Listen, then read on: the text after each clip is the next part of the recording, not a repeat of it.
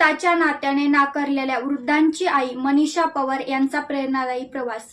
आई हा शब्द माणसाच्या आयुष्यातील सर्वात पवित्र नातं मानलं जातं, पण ज्या आई वडिलांनी आपल्या मुलांसाठी संपूर्ण आयुष्य झिजवलं, त्यांना जेव्हा वृद्धापकाळी घराबाहेर काढलं जातं, तेव्हा माणुसकीच शरमेने मन खाली घालते।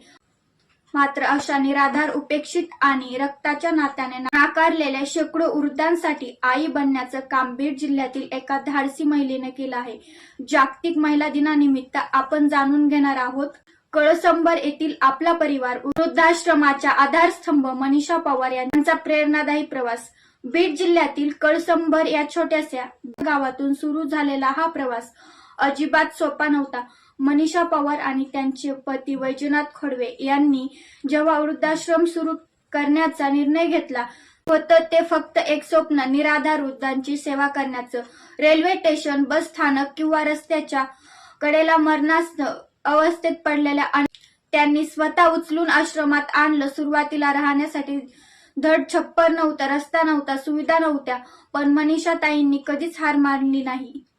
आज त्याच माऊलीच्या पदराखाली अनेक आजोबा आणि आजी सुखाने आपलं आयुष्य घालवत आहेत। आपला परिवार वृद्धाश्रमाचं सर्वात मोठं वैशिष्ट्य म्हणजे इथली सेवा पूर्णपणे मोफत आहे। कोणत्याही मोठ्या शासकीय अनुदानाशिवाय केवळ लोकसहभागातून हा आश्रम चालतो। मनीषा ताई केवळ व्यवस्थापक नाही, तर त्या इथल्या प्रत्येक वृद्धाची मुलगी, सून आणि आई बनून त्यांची सेवा करतात। कोणाचे केस कापणे असो, कोणाच्या जखमा धुणे असो किंवा एखाद्या वृद्धाला अखेरचा निरोप देणं असो, मनीषा ताई नेहमी स्वतः तिथे उभ्या असतात। या कार्याची दखल समाजातील अनेक संस्थांनी घेतली आहे।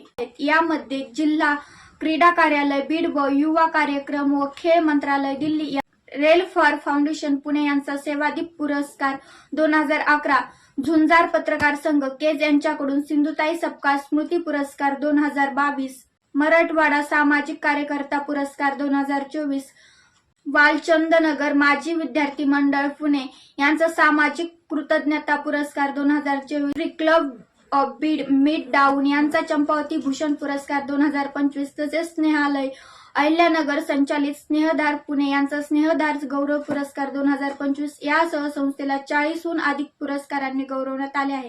मनीषाताई म्हणतात, इथल्या वृद्धांच्या डोळ्यातील समाधान हेच आमच्यासाठी सर्वात मोठं पारितोषिक आहे।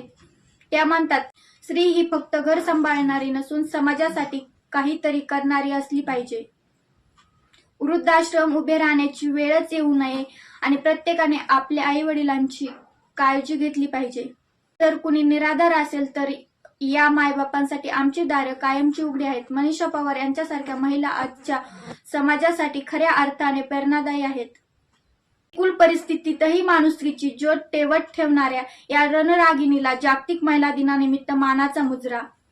व्हिडिओ आवडला असेल तर चॅनेलला सबस्क्राईब आणि व्हिडिओला लाईक करायला विसरू नका। धन्यवाद।